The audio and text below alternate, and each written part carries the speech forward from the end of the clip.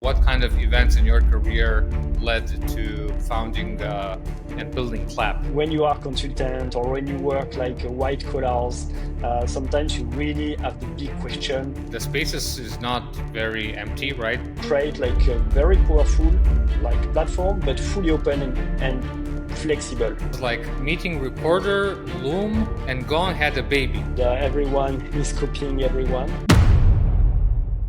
Okay, dear listeners, welcome to Startup Sales Talks Season 2. And today we have a founder and CEO of Claap.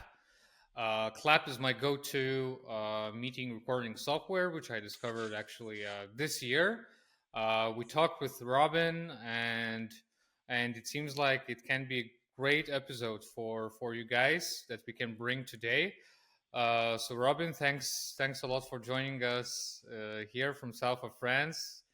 How's so far this year for you? Thanks a lot, Dom. Really happy to be here, and always good when we talk with someone knowing your product. It makes it even like straighter to the point. And all good, all good so far. Amazing. So yeah, I need to give a credit to you. You beat your competition because I used to use Fireflies. I used to use Phantom, but the Nice. Clap was the most stickiest out there. Go Europe. Go Europe, yeah. Support your European product. Anyway, but let's start from the very beginning. So, what was your personal journey as entrepreneur, and what kind of events in your career led to founding and building Clap? Yeah, so I'm a first-time entrepreneur, and I started Clap maybe after 13 years of background work, so of professional experience. So definitely I had a lot of experience before, and I don't even now. I guess I don't fully consider me as an entrepreneur because I feel that I like to have a lot of projects, but it's not something I guess rooted in my DNA from day one. I think that if I come back to the different, to my background and what made me found Clap in the first place, I think there are two things. The first one is just like a way to continue what I did when I decided to focus on product management. I'm co-founder and CEO at Clap, but my main focus and main role is to focus on product management. And I've been a PM for maybe like 12 years before Clap. And this is really what's driving me to the office every day. I guess in the first place, it was an answer to the bullshit jobs. You when you are consultant or when you work like white collars, sometimes you really have the big question: what I do, does it really matter? And I felt that I'm not a blue collar. I'm not someone crafting stuff with my hands. I'm not in the industry. However, when you build a product and when you focus on design, you really have a before and an after. Before there is no app, and after there is an app, and you build something and people are going to use it.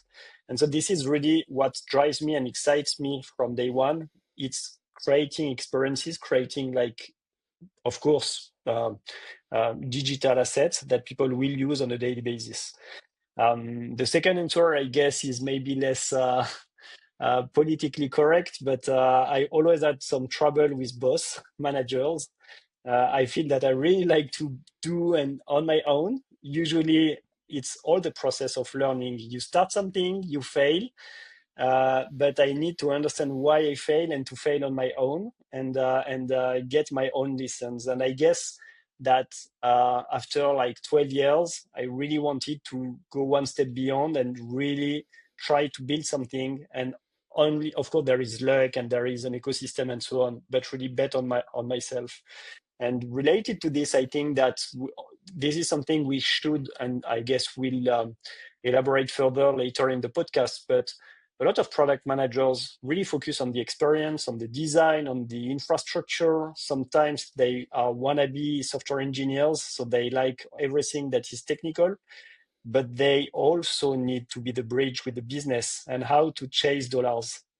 And I was not convinced after 12 years if I was really able to chase dollars on my own. And this is what I wanted to prove. And with Clap, this is something that now I have a better answer to this, which is almost a yes. Now we need to scale a bit more, but the initial traction is really positive. How big is a co-founder's team of Clap? We are three. So I Three. focus on product management. My co-founder focuses on marketing. He spent 5 years at L'Oréal, and he was leading a VP as a VP marketing a net tech team in New York previously. And it was a really great combination because I like building experiences and he liked building narratives. And we wanted to bring all this, almost B2C DNA within the B2B space. And the last co-founder is a bit the wise man of the team. He comes from the US, from Seattle, and he spent 15 years at Amazon previously. So he brings all this background and experience to the rest of the team. Okay, quite a good team, quite a good diversification out here. And when you guys realize that this is what you want to do, I mean, the spaces is not very empty, right? So there's a lot of competition out there, right? So people have, a lot of options. So it's not. I'm as a user, I can tell you, I had like 3 or 4 tools on my table, right, testing all the time, right? So why you decided to go in this space to go after this category in the first place? Yeah, I guess fact is we didn't decide. Clap, this what we do currently is really coming out of a pivot. When we initially launched Clap, it was in 2021, and we started building an asynchronous meeting solution. And it gained traction with good user growth and engagement levels, but the revenue was lagging a bit behind. What we wanted to do was to create a better Loom in plain words. And while trying to adapt the business and establish a reputable sales playbook, we discovered that there was no effective way to extract actionable insights from our customer conversations. We had like tons of recordings, but we were joining in meetings recordings all day long, but couldn't access critical signals when we really craved for it. And Clap solved this really specific problem and critical problem. Despite the AI push, companies maybe capture less than, I don't know, 5% of the value of their most valuable data source, which is customer conversations. You have like virtually all signals lying in customer conversations. Your pains, how you should like competitors when there is a new one, coming churn, and so on and so on. And current solutions like basic note takers, such as Fireflies, you mentioned it, or they will focus on short-term meeting follow-ups, and can be really good, and they build like super seamless experience, but as personal assistants. And you have more like advanced solutions like Gong, for instance, and they create closed ecosystem because what they aim to do in the end is really to replace the CRM and to bring everyone on board within the platform. And what we want to do is to sit a bit in between to create like a very powerful like platform, but fully open and flexible. And you can think of us as Clay, but for your internal conversation data. So all the top of funnel, you have tons of tools out there for outbound, like solutions, and they let you enrich your leads, super smart with AI and so on.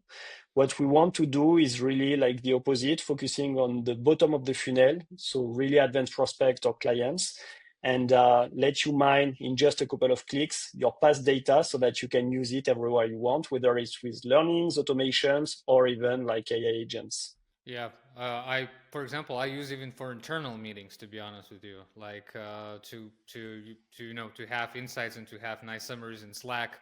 So it came quite handy actually on both sides, on sales and operations.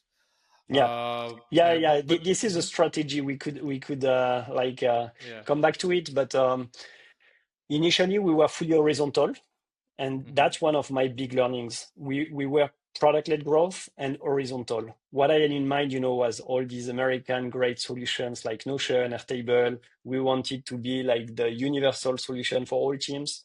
But what I realized, and I guess it's a mistake of first-time founder, but is that it's better to niche down. The market might be a bit like you feel and you have the perception that you close gates, but it's for the sake of your business and your product, because you really focus on a core messaging, core product. So what we do is focusing on sales as part of the go-to-market, but of course for expansion, and you can use it for internal. But we won't claim it because we want to keep like a super sleek messaging. Otherwise, it's too noisy for the audience. And for the people who don't know exactly what we're talking about as a product, how you can explain, Clap in a very simple, Yeah. terms. Yeah. So I guess everyone out there knows the foundation and the roots of Clap, which is a note taker. So what we do is you can either record using a desktop app or an extension, or inviting a bot assistant to your meeting, and it's going to record the meeting, provide you with a transcript in more than 100 languages, extract insights and notes, and let you collaborate on this and send all this material to third-party tools if needed. So that's kind of the part that is super competitive, as you mentioned.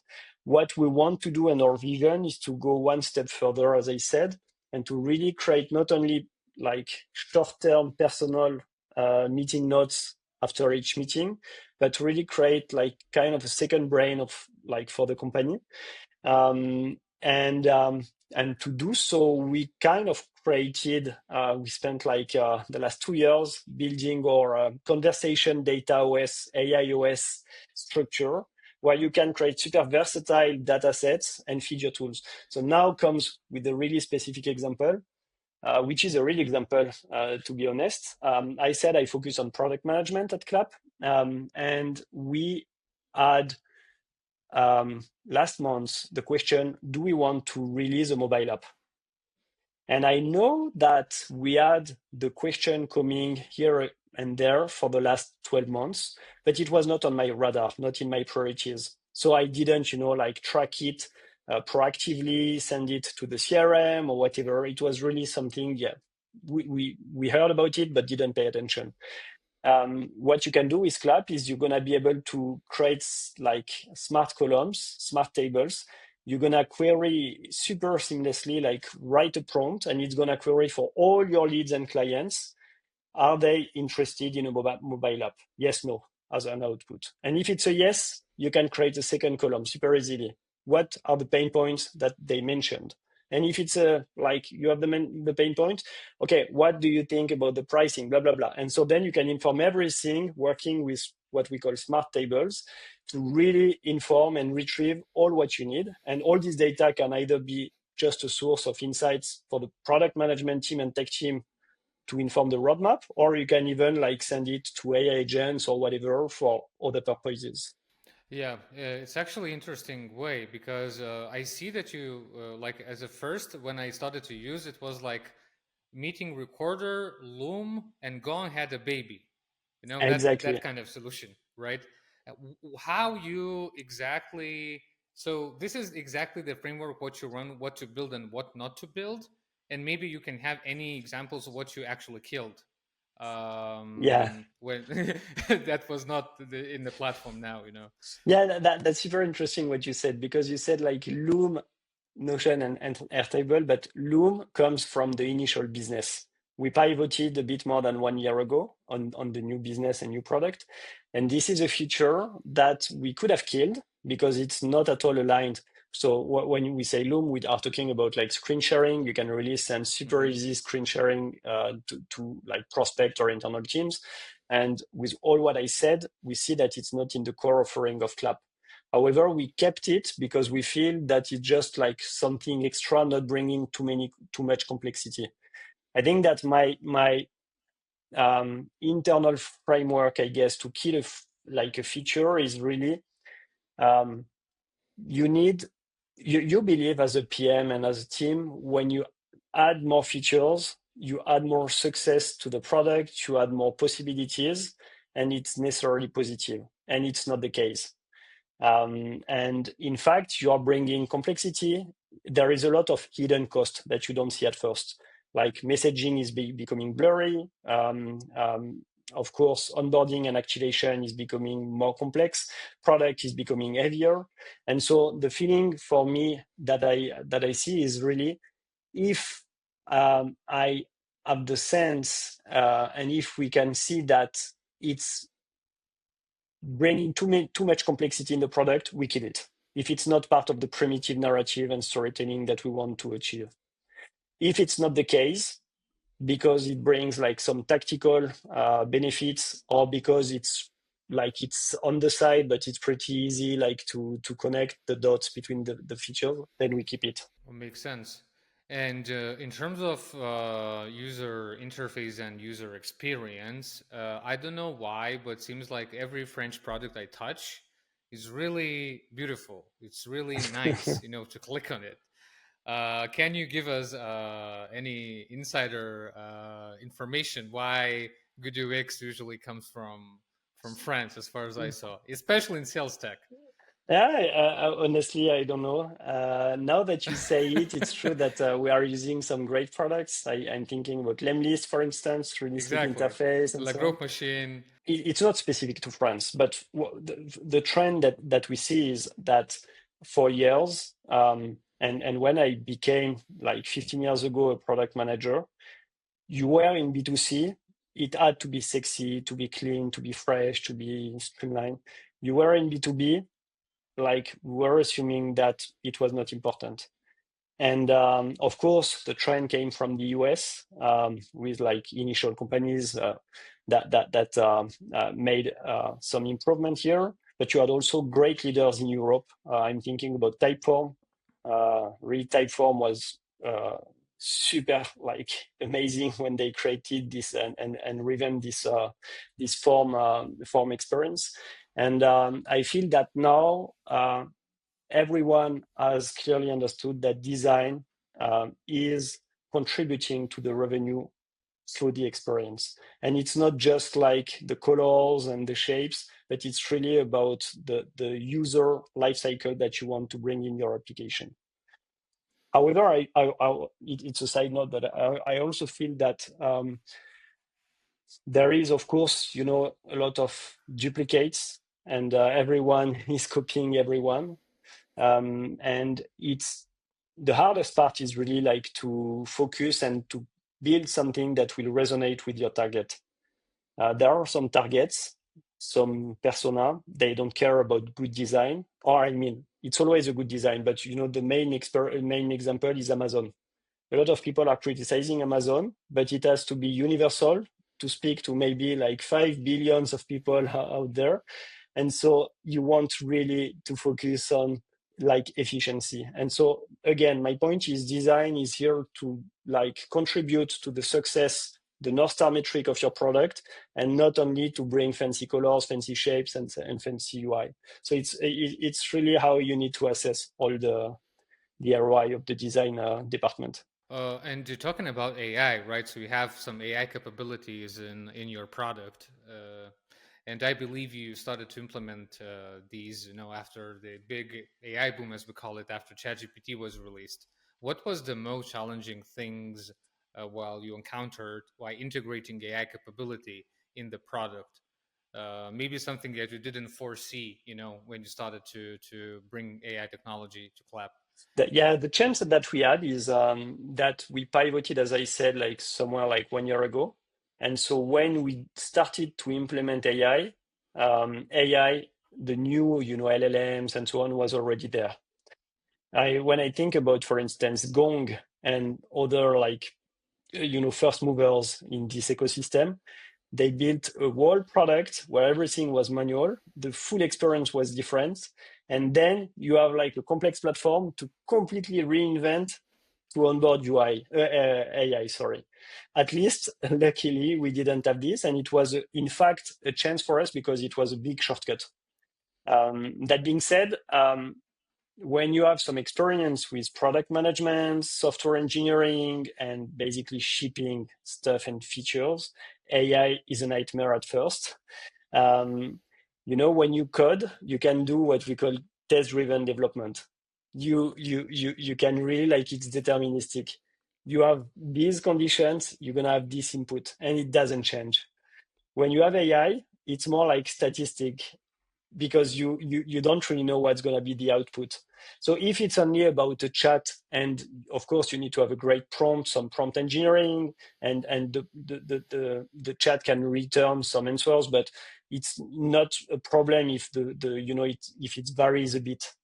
However, when you really start creating, like layers, middlewares in your app, and the output of an LLM is becoming the input of an API call, you need it to be, structured with JSON. All, so maybe I'm a bit like it's becoming a bit complex. But my point is, you really need to be more deterministic about the output of the LLM.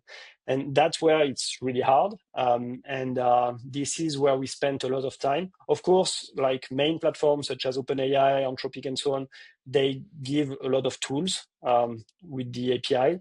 And we are all the industry is learning at the same pace. Every month, there are some new features. Like in the big news, we all talk about the power of the LLMs, but behind the scenes, there are a lot of small features that make product development simpler and that are super important, and like under the hood. But the point is, the main challenge, I guess, is moving from this deterministic to statistic approach, and you need to have really robust data sets to test all the time. For instance, for Clap, if we want to change a bit, the output of a meeting note, standard meeting note, we have a panel of maybe 50 like meeting recordings in different languages about different teams, about different context and so on. And so then we can apply our new prompt and see the output and compare. And so this is really a way. You need to have all these data sets, because otherwise you push a change and you don't really know what's changing. You don't really control the output. Yeah, yeah, it's like hallucinations, right? Not yeah, it can be Not hallucination, but even like if it's just not necessarily hallucination, but it changes a bit, or you don't have this part of the context and then you lose it. Maybe you have seen they have been leaked, but if you didn't see them, and for your audience, they should have a look. All the prompts of Claude 4 and ChatGPT and so on. And when you have a look at the prompts, we are talking about 10 pages of prompt. It's insane. And when well. and just imagine how it's a nightmare. If you change a word on the third line, you don't really know the consequence on the output. And the single way to know it is really to test with the data set that remains consistently the same, and to really see what's different. You can also have other techniques, and which is interesting, which is, for instance, your output, you're gonna have it evaluated by a third-party model, another LLM. And so then you bring AI as a feature, but also as a tester. And do you have a specialized team members in AI, or just folks that did everything from beginning? They're still doing and adapting to this new world. Yeah, it's a good question. I think that initially, we were all in the team. We had an AI feature, and we just specified what we wanted, and the knowledge was a bit scattered in the team. And what we realized is that if you really want to rely on the best practices, you need to go one step beyond. And now we have two people really focusing on that, becoming the expert. And of course, it means we can have other people on board and so on, but you need to have these pillars of expertise. And you mentioned that your team is fully remote, and you are in this way from the very beginning. Same as myself, by the way. We're running currently, full remote team since 2021 actually as well. Yeah, same for What, us. yeah, what we've been top learnings from remote culture, and what to keep in mind for other founders who are thinking about the same thing. Yeah, for us, remote was not even a choice, because the initial mission was to create, as I said, an asynchronous meeting platform designed precisely for remote teams in a post-COVID area. So that's why we really focused on that, and we made it, something. I think if you want to go remote, you need to go all in somehow. you need to, it starts with the hiring process. We don't hire people that have a doubt either on their side or on our side when there is a doubt about their capacity to really, thrive in a remote context. What we did at Clap, because we had this opportunity, is only to hire people that were already working remotely before. Of course, it's not always possible if you have more junior people and so on. But when you start, you want to limit the risk, and you don't scale such a big team in the first place. So I think that it's really starts from the hiring process. It's also a question of values. For us, one of our key values is make remote works. Or make remote work, sorry. And it's important because it's not only we are giving some freedom to the teammates and to the team, but it comes also with it's a set of rights, but it's also a set of obligations. Can I say this? And they need to play the game. And so, for instance, one of the top and initial learnings was we didn't really at first specify about working hours or even standard stuff. And usually when you are in the office, you don't have to, because everyone's seeing each other and there is like a mimic process. My learning when you are in remote, there is no standard. You need to build everything from scratch. For instance, for us, we have a rule. You can leave if you want 2 hours or 3 hours during the day, but you need to inform everyone and you need to put it in the calendar. Otherwise, we expect you to be behind your desk and that we can ping you. So it's a mix of freedom, but you also need, a bit. I don't know if it's control, but like play the game and make it work basically. And that's my main learning, I guess. It's everything needs to be thought and everything needs to be designed purposefully. Otherwise, it won't work. Yeah, it's like you had a really good point about this. Is like transparency. When you managing a remote team, everybody needs to be transparent about their schedule. Because I'm not sitting with you in the office, I don't see you, right? In the corner of the room. So I need to realize, can I reach out to you? Can I schedule a meeting for you, or I can't, right? But another thing is actually what popped in my mind is that you learn as a company, you learn as a team to operate remote. But actually, when you reach the certain level that you can operate without any significant discomfort, you have so much advantages. It's crazy. Like access to the talent, it's like next level, right? Because you can hire in the whole world. That's one of the main benefits. We Yeah. hire people. We are a pretty small team, but we have people in 5 different countries. The single limit that we have is we want to be hiring people in +2 or -2 hours of time gap, because otherwise it starts to be a bit more complex. For instance, we Yeah. don't have anyone in North America. Maybe we'll have when we open this market, but it's not something we'll do soon. Yeah, that's a single rule. But yeah, being transparent is good because it's what creates this feeling of trust. You need to maintain trust when you are remote, because as soon as the trust is starting to be, damaged, it's really hard to make it back. And trust goes on both sides, from management to teams and from team to management.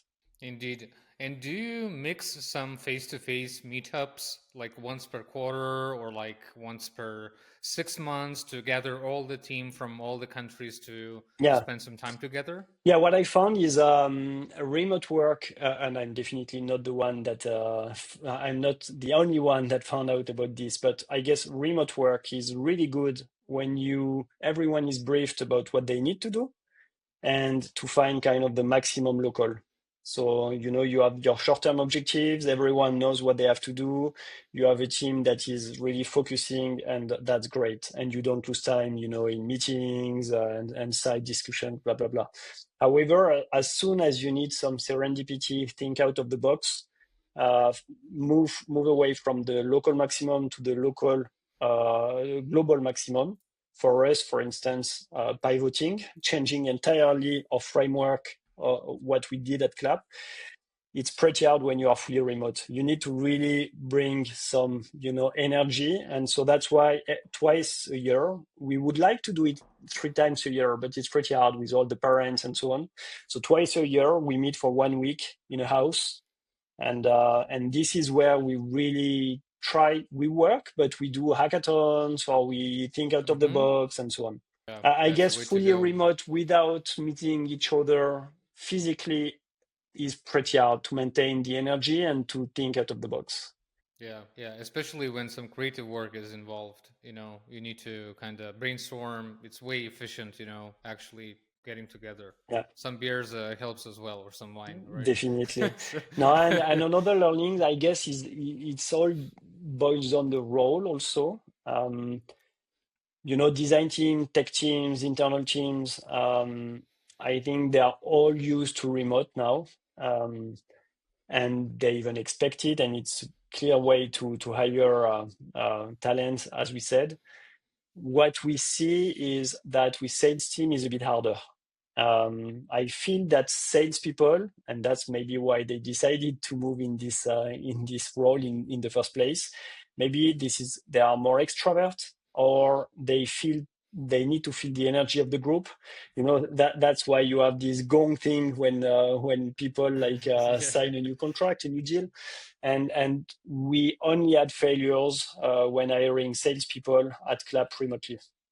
And so that's interesting because we are moving away from the full remote setup to what I could say archipelago setup with a team like that's gonna be for sales, and we're gonna try to do some hubs. One would be in Lisbon, sorry, because my co-founder Mm-hmm. is in Lisbon. But yeah, that depends on the role. It's pretty hard to have a once and for all setup for everyone in the company. And even a seniority in sales world, because juniors are learning way faster when they are in the office with senior guys. For example, SDRs with account exec sitting next to each other. SDR is improving way faster, right? But again, like if you have a senior AE, they know what to do, right? You're not going to teach them probably anything Yeah, significantly it's not new, right? about learning and Yeah. teaching and so on. I guess it's really more about either you find someone who already did that in the past, but for us, we Mm-hmm. had three failures basically, and I don't know if I can create a big pattern from out of only 3 cases, but I do feel that it's more important for salespeople to feel the energy of the group and of the team. However, I want to stress something. There is one thing I would never go back from the remote setup that we have. It's full of benefits. We didn't talk about when you need to be opinionated and put um, to really mean what you do when you are remote. One of the aspects which is good is documentation. So it's another really Mm-hmm. positive aspect. It forces you to write things down, and of course it looks costlier, but on the mid run it's better. However, there is one thing, and you mentioned it, is junior people.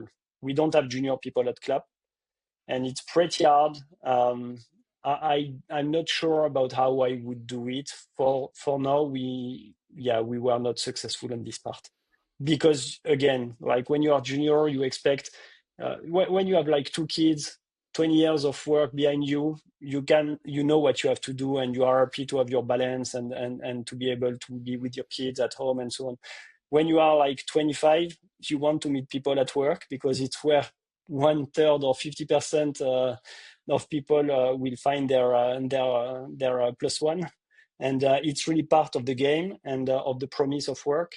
And so I do feel that for mental health and so on, it's mandatory. And so for junior people, I guess it's a big there is something to do here. Yeah, yeah. And you mentioned that you had 3 failures. What kind of salespeople you hire? Is it AEs, key account management, SDRs? The three of them. Okay. It was not a question of seniority. In 3 cases, it was pretty senior. However, it was people who never worked before as in a full remote context and were used to work really with large teams with a lot of energy. Mm, So maybe this is it. mm-hmm. But Yeah. I would not say Got it. like it's more problematic with SDRs than AEs or whatever. I really feel that it's more a question of state of mind. But yeah, Mm-hmm. we are still learning on this. Yeah, this is what I have seen with corporate sales. Is when they come to the startup and they're like, "Where's my leads?" Like, man, you need to get these by yourself. You know, it's like it's a different boat out here. Yeah, So, yeah, yeah, yeah, it's the definitely. same thing. You know, they got to work remote because they never did that, right? So, No, and this is also something super interesting. But one of my big learnings is if something doesn't work when you are in the office, you can see it and you can understand it as a manager or as a founder because you see how people behave. Maybe it's because they don't have all the context, or because they just don't care, or because they are just not at the level you expect. But there might be several causes, several causes. When you are a full remote context, you don't know the output, the yeah. ROI is not there, but you have no way to really know. And so that's why the first 90 days are critical to implement an onboarding program with weekly goals and monthly goals and quarterly goal. And based on all these goals, you ramp up progressively, and you have really like daily checkups to understand what's going well, what's not going well. We also ask people to fill what we call HPFO. This comes from a company called Alan, and it's every week. Everyone in the company needs to, to fill the highlight, priorities, fire, and objectives. And fire is about the project, but it's also about the mood. Can be I feel low energy this week and so on. And it's a way, like to really share about your mood, your work, your mood, but it's super important to force people somehow to express what they feel, because otherwise, in a full remote setup, it's super hidden and it's hard to dig into all this. Mm-hmm. Indeed. Actually, we solved this with at least with the SDRs with daily stand-ups. So we do remote stand-ups at like in the morning and another one in the evening to at the end of the day, Yeah, right? And then, everybody checks how they're feeling, what you did throughout the day. It's much more accountability actually. It worked quite well for us. yeah, I can guess it's a good idea. For us, we focused a lot on remote, but what we do also is we are almost fully asynchronous, so we almost don't have any meeting. I think that Mm. maybe within the week, I might have with the rest of the team. Of course, as a founder, I have a lot of meetings with a lot of people, but internal meetings, I guess it's 2 hours, 1 hour and a half, maybe. So it's really limited, and we do everything with asynchronous workflows. So we decided to switch to asynchronous for this system, but I guess that, yeah, daily is a pretty good idea. Got it. I started to shift to this direction as well. As like I hate meetings like early morning and on Monday or like late Friday, like blocking these. But this is a good approach, I You, you, guess. Yeah. you know, like I think that one of the good signal is in the past I had so many meetings and I was always listening, and it's worst when you are like in a full remote context because you can really do something else or think about something else. But I was, playing with my phone and so on during the meeting. No, it never happens because there is a lot of yeah, we are when we go to a meeting, it's because we have an objective, and if we don't have the objective and we don't want to be in the meeting, then we skip it. And every month, every 3 months, we try to kill the processes that we created in the past quarter to see, okay, do we really need this? If not, we delete it, because it's always easier to create some meetings and some workflows and processes than to remove it. What you asked about the product features before applies it here, sorry. And so, yeah, we really try to keep minimalism. It works because we are still like pretty early and small, but I feel that even when people scale, like you need to keep this agility and minimalism state of mind. Yeah, yeah. I guess your Amazon co-founder brought some good meetings culture from Amazon because they even read paper before the meeting and then they go to the meeting to understand what they're going to Yeah, yeah, talk yeah, about, right? yeah, yeah, yeah. That's true. Okay, and going, to the end of this episode, I want to dig a bit deeper to your lessons. You just mentioned that your first time founder, entrepreneur, it's the first time you're building like a company, and actually you're doing quite well. But looking back, what kind of stuff you would change, or what are the key learnings that you already have since you launched the company? Yeah, the first one is we focused initially on horizontal target, as I said, persona, trying to address everyone and trying to address everyone with a product-led growth system, meaning full self-service automation. People can enter the credit card, product virality, and so on. And yeah, I think it doesn't work. And I'm not sure I know anyone yeah, if you exclude like Notion, Slack initially, it doesn't work. And my main and initial learning is that when you create a company, um, don't focus on PHG and try to monetize as soon as you can. Building, the strategy that we had with Facebook back in the days, like creating engagement, usage, virality, and focusing on revenue only in step two, no longer applies. And it's just something that might work with really specific cases, but most people won't fall in this category. So my feeling is during 1 or 2 years, we optimized our North Star metric was engagement. How many people, DAU over MAU and so on, how many claps were recorded by people and so on.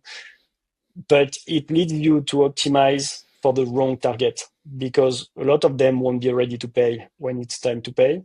And from day one now, if I had to do it again, I would bring some flavors of sales, not necessarily fully sales driven, but product-led sales, maybe like a mix of both. And North Star metric is revenue. And you really want to monetize from day one because it's what helps you to prioritize the right things, especially if you are like from technical and product background. If you are from sales background, I guess it's different, and maybe like the learning would be a bit different. But yeah, from a product background, building the greatest product won't be enough. You need to own and nail the distribution, and the distribution means that you need some sales team. Yeah, and when you have revenue, it's quite a different conversation with investors, because you're by default alive with revenue, right? So you can't live without them. Like the question, by the way, to for you, are you VC backed or are you bootstrapped? We were so we had a pre-seed round. We raised like Uh huh. 3.5 million on a deck. The company was not even incorporated. And so that's why we could, I guess, invest so much in the beginning on the product, craft a really great product without focusing too much on revenue. If you are bootstrapped, I guess that for sure you need to like generate revenue from day one. It's part of the game. So my message mostly applies, for VC-backed companies. It's not because you raise with VCs and you have a lot of money, a lot of cash that you don't have to focus on revenue. And it's not only a question, of course, now, like we are in a position now with Claap where we no longer need to raise. And if we decide to raise, it's because we want it and we can control the moment. So it's perfect. But it goes beyond that. You might have so many people, super heavy users of your product, asking a lot of features, generating a lot of noise in the end. But as soon as you're gonna bring the monetization in the discussion, they will disappear. And the people that will be ready to pay will be different. They won't have the same needs and so on. And for us, for instance, one of the reasons we moved towards sales team as a go-to-market persona is because they have more budget and they are willing to pay. And of course, we can do internal meetings, but designers, they don't have budget for this solution. So it can come, as account extension when we already made or the proof of concept within the company, ROI is there and so on. But as an entry point, just you want to focus on deep pockets. And so that's why monetization can help you filter a lot of noise from feature requests, but also ramp up who's your buyer, who's your champion, and so on and so on. Right. And for the folks who want to build great products, as you mentioned, you're a product person yourself. This is what you do. What would you recommend to read, to listen, to learn from? Any recommendations about the product knowledge and how to get it? Yeah, it's a tricky question because you have so many resources out there, but a lot of them comes, with pretty complex frameworks that won't apply for early stage companies when you go from 0 to 1. I can think, even if it's a bit outdated, but as an example, the Spotify model, everyone was talking about that a couple of years ago, and just it doesn't apply. So for founders, I see two main resources. One is Shape Up, the book from Basecamp team.